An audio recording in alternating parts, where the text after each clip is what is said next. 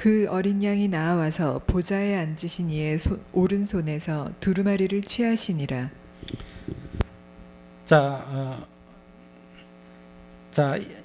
어린 양 예수님께서 드디어 아버지 하나님의 오른손에 있는 두루마리를 취하셨다. 신약 시대를 다스리는 권세, 인때는 권세가 예수님께로 위임되는 모습을 묘사하고 있는 것입니다. 일종의 대관식이죠.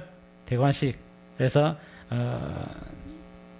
나이가 들어서 왕이 있는데 나이가 들어서 아이고 이제 기력이 쇠해서 나는 더 이상 못 다스리겠다. 아들아 네가 다스리도록 하여라 하고는 왕권을 위임하는 것처럼 성부 하나님은 늙거나 병들거나 하지 않으시기 때문에 그런 것은 인간과 맞지 않겠지만 아들 하나님께서 아버지의 기쁘신 뜻을 이루셨기 때문에 다스리는 권세를 아들 하나님께 상으로 베풀어 주시는 모습입니다.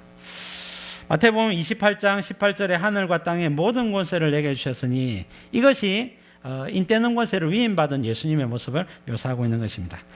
다니엘서 7장 13절 보니까 내가 또 밤 환상 중에 보니 인자 같은 이가 하늘 구름을 타고 와서 예적부터 항상 계신 이에게 나아가 그 앞으로 인도되며 그에게 권세와 영광과 나라를 주고 그랬죠. 모든 백성과 나라들과 다른 언어를 말하는 모든 자들이 그를 섬기게 하였으니. 인자 같으니 누구겠습니까? 2위 하나님 예수님이거든요. 예수님께서 구름을 타고 하늘로 올라가시면 승천입니다. 땅으로 내려오시면 재림입니다. 본문에서는 구름을 타고 예적부터 항상 계시니 성부 하나님 앞으로 인도되었습니다. 하나님의 보좌 앞으로 갔기 때문에 다니엘서 7장 13절은 예수님의 승천을 묘사하고 있는 겁니다.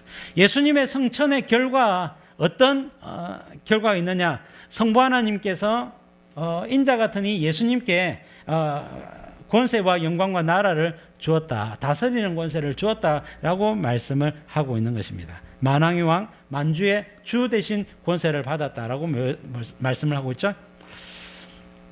빌립보서 2장 8절 말씀 보니까 예수님께서 사람의 모양으로 나타나사 자기를 낮추시고 죽기까지 복종하셨으니 곧 십자가의 죽으심이라. 이러므로 하나님이 그를 지극히 높여 모든 이름 위에 뛰어난 이름을 주사 하늘에 있는 자들과 땅에 있는 자들과 땅 아래에 있는 자들로 모든 무릎을 예수의 이름에 꿇게 하시고 모든 입으로 예수 그리스도를 주라 시인하여 하나님 아버지께 영광을 돌리게 하셨느니라. 이것도 같은 표현이죠.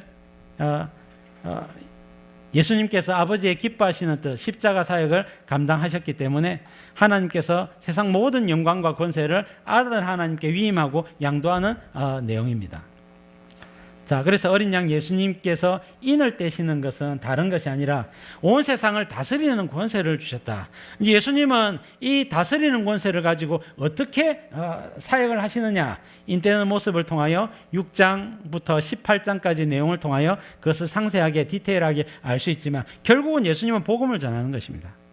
복음을 전해서 택하신 백성들이 구원을 받고 돌아오도록 하는 것입니다. 그래서 그 결과로 저와 여러분들이 예수님을 믿고 지금 믿음 생활을 하고 있는 거예요.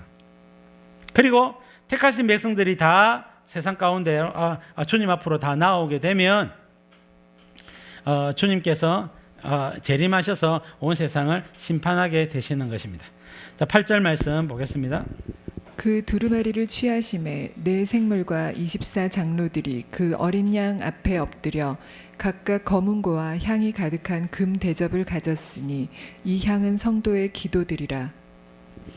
성도의 기도들을 가진 네 생물과 24장로들이 어린 양 앞에 엎드려 경배를 드리고 있죠. 검은고는요 천사들의 찬양을 표현하는 것이고요, 향이 가득한 금 대접은 성도들의 기도입니다. 어린 양 앞에 경배하면서 검은고를 가지고 향이 가득한 금대접을 가진 이유가 뭐겠습니까? 이 찬양을 어린 양 예수님께, 이 기도를 어린 양 예수님께 전달하기 위함입니다. 예수님은 기도를 받으시는 예수님이고, 그리고 예수님은 찬양을 받으시는 예수님이라는 것을 알 수가 있습니다. 성도들이 기도를 할 때면 목사님, 하나님께 기도해야 됩니까? 예수님께 기도해야 됩니까? 여러분, 어느 분께 기도해야 되는지 헷갈릴 때가 종종 있습니다만은 여러분 두 분 다에게 하셔도 됩니다. 성부 하나님께 기도하면 아들 하나님께서 그걸 기쁘게 중보하시고요. 예수님께 기도하면 예수님이 그 기도를 받으셔서 아버지 하나님께 전달을 하는 겁니다. 그러니까 같은 개념이에요.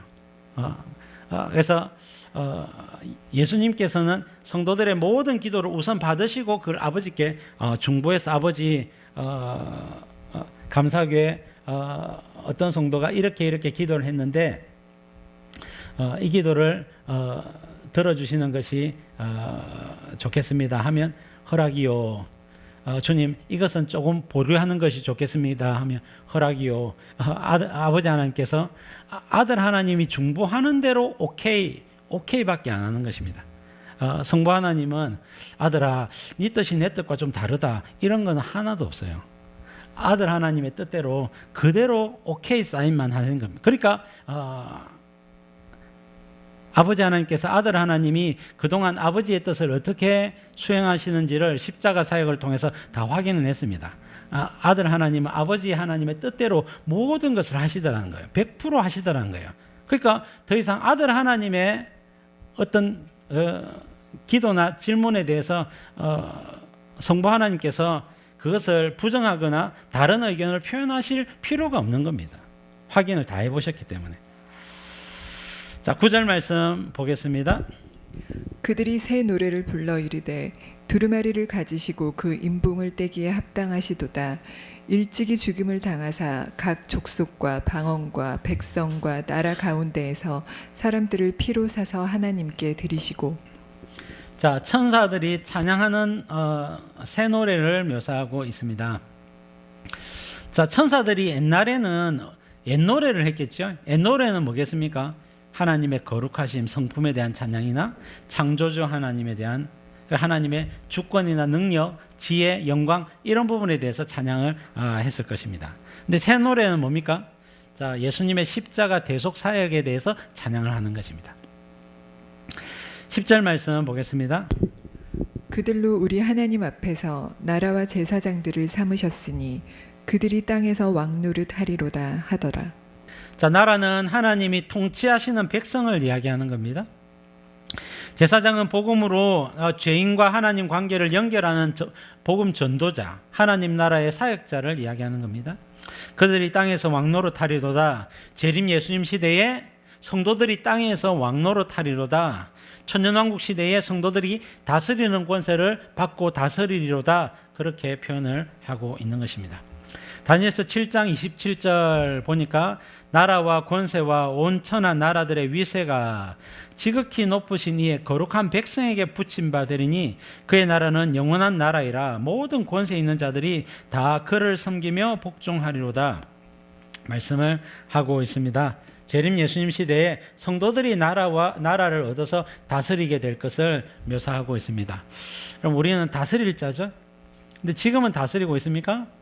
지금 다스리고 있지 않죠. 우리는 왕이 아닙니다. 세상 사람들에게 내가 왕입니다, 왕입니다 아무리 이야기해도 당신은 왕이 아닙니다. 반장도 아닙니다. 부반장도 아닙니다. 그렇게 이야기를 할 겁니다. 그래서 다스리는 권세는요, 왕권, 누가 보더라도 왕권을 가지고 있어야 되는데 신약시대 성도들은 온 세상의 다스림을 받지 다스리는 자가 아닙니다. 우리의 다스림은 재림 예수님 시대에 이루어지게 되는 것입니다.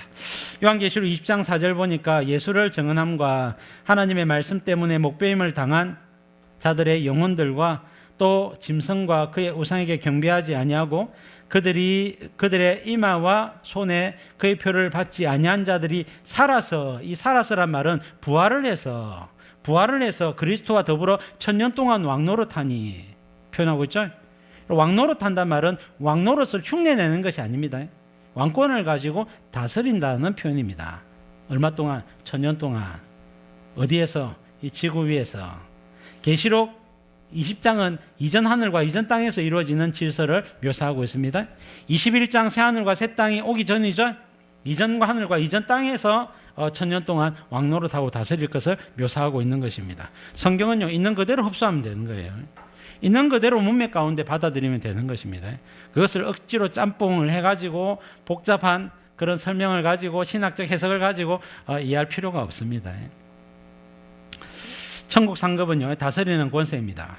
누가복음 19장 16절에 보니까 머나비 위에서 그 첫째가 나와 이르되 주인이여 당신의 한 머나로 10머나를 남겼나이다. 주인이 이르되 잘하였다 착한 종이여 내가 지극히 작은 것에 충성하였으니 10골 권세를 차지하라 하고. 자, 그래서 우리는 재림 예수님 시대에 다스리는 권세를 받게 되는 겁니다. 여러분 재림 예수님 시대를 기대하십시오. 아주 기대하십시오. 씨앗이 콩이 있고 여러 팥이 있고 뭐 여러 가지 쌀 나락이 있고 있는데 이 나락은요 보잘것없어요. 보잘것없죠. 심으면요 엄청난 영광으로 열립니다. 이게 부활이에요. 여러분 지금 우리는 씨앗입니다. 우리가 여러분 세상에서 돈을 얼마를 벌든지 IQ가 뭐 150을 넘든지 세상에서 많은 업적을 남기고 많은 노력과 많은 위험을 나타냈다 할지라도 그것은 씨앗일 뿐입니다. 부활 때의 영광은요 이것의 100배, 1000배, 만배, 10만배입니다. 우리의 지혜나 우리의 능력이나 영광이 얼마나 커질는지 기대하셔도 좋습니다. 우리가 이 땅에서 말씀대로 순종하면 그 영광이 훨씬 커지게 될 것입니다. 영광이 크다는 것은 다스릴 권세나 지역이 많다는 거예요. 자, 자연스럽게 그렇게 되어지는 겁니다. 그래서 천국 상급은 다스리는 권세입니다. 요한계시록 3장 21절에도 이기는 그에게는 내가 내 보좌에 함께 앉게 하여 주기를 내가 이기고 아버지 보좌에 함께 앉은 것과 같이 하리라. 예수님께서 아버지의 보좌에 앉으셔서 만왕의 왕 만주의 주가 되셔서 다스렸습니다. 그러나 재림 예수님 때는 이제는 예수님도 보좌에 앉아만 계십니다. 내가 가지고 있는 모든 다스리는 권세를 모든 성도들에게 나누어 주노라. 그래서 모든 성도들이 각기 예수님이 다스린 권세 중에 일부분을 위임받아 가지고 그것을 다스리고 동력하고 그렇게 재림 예수님 시대를 섬기게 되어지는 것입니다. 자, 13절 말씀 보겠습니다. 내가 또 보고 들음에 보좌와 생물들과 장로들을 둘러선 많은 천사의 음성이 있으니 그 수가 만만이요 천천이라. 큰 음성으로 이르되 죽임을 당하신 어린 양은 능력과 부와 지혜와 힘과 존귀와 영광과 찬양을 받으시기에 합당하도다 하더라. 수가 천천히요 만만인 천들이 그 보좌와 생물들과 장로들을 둘러선 많은 천사들이죠. 자, 그래서 내생물과 24장로는요 이 만만과 천천 천사들의 대표자들입니다. 그리고 만왕의 왕 대신 그 성부 하나님과 죽임당하신 어린 양을 찬양하는 내용이 기록되어져 있습니다. 자, 13절 말씀. 내가 또 들으니 하늘 위에와 땅 위에와 땅 아래와 바다 위에와 또 그 가운데 모든 피조물이 이르되 보좌에 앉으신 이와 어린 양에게 찬송과 존귀와 영광과 권능을 세세토록 돌릴지어다 하니. 자, 피조물들이 천사들이 찬양을 하는 내용이 11절 12절이고요. 그 다음에 13절은 피조물이 성부 하나님과 어린 양 예수님을 찬양하고 있는 것입니다. 자, 천사들이 찬양하는 것은 또 이해가 어느 정도 되는데 피조물들이 왜 찬양을 합니까? 자, 피조물들이 자신들이 회복될 것을 고대하고 있기 때문에 찬양을 하고 있는 거예요. 자, 로마서 8장 19절 보니까 피조물이 고대하는 바는 하나님의 아들들이 나타나는 것이니 그 바라는 것은 피조물도 썩어짐의 종노릇 한 데서 해방되어 하나님의 자녀들의 영광의 자유에 이르는 것이니라 말씀하고 있습니다. 그래서 피조물들은 어린 양 예수님이 이제 만왕의 왕 만주의 주가 되시는 권세를 받았으니까 예수님 무엇을 하겠습니까? 온 땅에 복음을 전하시고, 자, 복음이 다 전파되고 나면 세상을 심판하고 재림 예수님 시대가 열리면서 피조물들이 회복이 되어지게 되는 겁니다. 그래서 재림 예수님 시대는요, 피조물들이 지금 교회 시대에 이 질서와는 현저히 다른 회복의 영광이 나타나게 될 겁니다. 그 중에 일부분이 이사야 11장이라든지 이런 부분 묘사가 되어 있는 겁니다. 그래서 사자와 어린 양이, 그리고 곰과 여러분 염소가, 그 다음에 어린아이가 독사의 굴에 손을 넣고 내 거룩한 산에는 해함도 없고 상함이 없을 것이다. 이는 물이 바다를 덮은 같이 여호와를 아는 지식이 온 세상에 충만할 것이기 때문이라 말씀하고 있는데, 그것은 재림 예수님의 시대를 묘사하고 있는 것입니다. 재림 예수님의 시대는 피조물들도 현저히 달라진 그 질서를 나타내는 것입니다. 자, 마지막 14절 말씀 보겠습니다. 내 생물이 이르되 아멘하고 장로들은 엎드려 경배하더라. 자, 내 생물과 장로들은 만만이요 천천인 수많은 천사들의 찬양과 피조물들의 찬양을 듣고 아멘 하면서 응답을 하고 있는 것입니다. 자, 지도자 천사들이죠. 그러나 한 가지 정작 빠져야 될 빠진 존재가 있죠. 찬양해야 될 교회가 빠져 있습니다. 자, 왜냐하면 아직 예수님이 인을 떼시지 않았고 복음이 땅까지 전파가 되지를 못했어요. 찬양해야 될 성도들이 아직까지 준비가 안 되어 있기 때문에 그렇습니다. 예수님이 인을 떼야 비로소 흰말 시대, 복음 시대가 시작이 되고 땅끝 복음화가 진행이 되어지는 것입니다. 그렇게 해서 땅끝 복음화 진행되는 과정 속에서 또 다 진행되고 나면 예수님을 믿고 거듭난 성도들이 비로소 주님 앞에 찬양을 하게 되겠지요. 자, 5장을 요약해 보면, 자, 성부 하나님께서 십자가 지신 어린 양 예수님께 인떼는 권세를 위임하는 내용입니다. 왜 그렇습니까? 하나님의 기쁘신 뜻을 예수님께서 이루셨기 때문에 그렇습니다.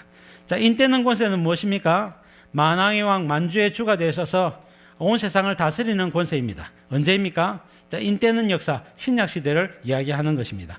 복음이 땅까지 전파되는 모든 권세를 이제는 성부 하나님께서 하시는 것이 아니라 예수님께 위임을 하고 있는 것입니다. 왜? 예수님께서 이 복음을 위해서, 대속사역을 위해서 자신의 전부를 내어줬기 때문에 예수님께 맡긴다면 예수님께서 땅끝 복음화를 전하는 이 일에 누구보다도 최선을 다하고 누구보다도 완전하게 이 일을, 사명을 감당하시기 때문에 그렇습니다. 그리고 인떼는 권세는 새 언약의 중보자 예수님 사역입니다. 그래서 예수님은 어떻게 해서 땅끝 복음화를 이루시느냐? 새 언약의 중보자 사역을 통하여 땅끝 복음화를 이루신다. 자, 두 가지 중보를 했죠. 제3의 중보, 은혜의 중보를 통하여 땅끝 복음화를 이루는 겁니다. 자, 우리가 먼저 믿은 성도들이 혹은 선교사가 복음을 전한다고 봅시다. 예를 들면 우리나라에, 대한민국에 1984년 5년 언더우드 아펜젤러 선교사님이 오셨습니다. 그 전에 1776년도 토마스 선교사님이 오셔서 선교하셨는데요. 자, 선교사님들이 기도를 하는 겁니다. 주님, 조선 땅에 왔습니다. 이 땅에 복음이 증거되게 해주십시오.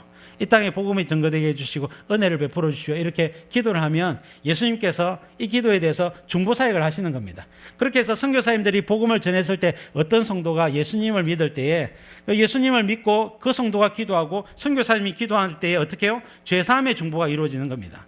은혜의 중보가 이루어지는 겁니다. 여러분, 죄사함의 중보와 은혜의 중보는요, 복음이 땅끝까지 전파되는데 핵심적인 중보입니다. 이것이 전부입니다. 그래서 여러분, 새 언약의 중보자 사역은 땅끝 복음화를 이야기하는 겁니다. 자, 그래서 여러분, 예수님은 하나님 보좌 우편에서 땅끝 복음화를 위해서 이 일을 행하시는 겁니다. 앞으로 6장부터는 예수님이 인떼시는 내용이 무엇이냐, 땅끝 복음화가 전파되고 그 와중에 어떤 일들이 세상에 벌어지며 또 이것이 종말에는 어떤 모습으로 마무리가 되고 나타나는지를 7인을 통하여 상세하게 설명을 드리겠습니다. 자, 7인은 6장부터 18장까지의 내용이라고 했습니다. 왜 그런지도 다음 시간에 또 말씀을 드리도록 하겠습니다. 자, 기도 제목 같이 한번 읽도록 하겠습니다. 시작. 말씀에 대한 열정과 사모함을 부어주셔서 예수님의 십자가 대속의 의미와 가치를 더욱 깨달아 알게 하소서. 하나님 나라와 제사장이 되어 죄인을 구원하는 일에 헌신하게 하소서. 아멘.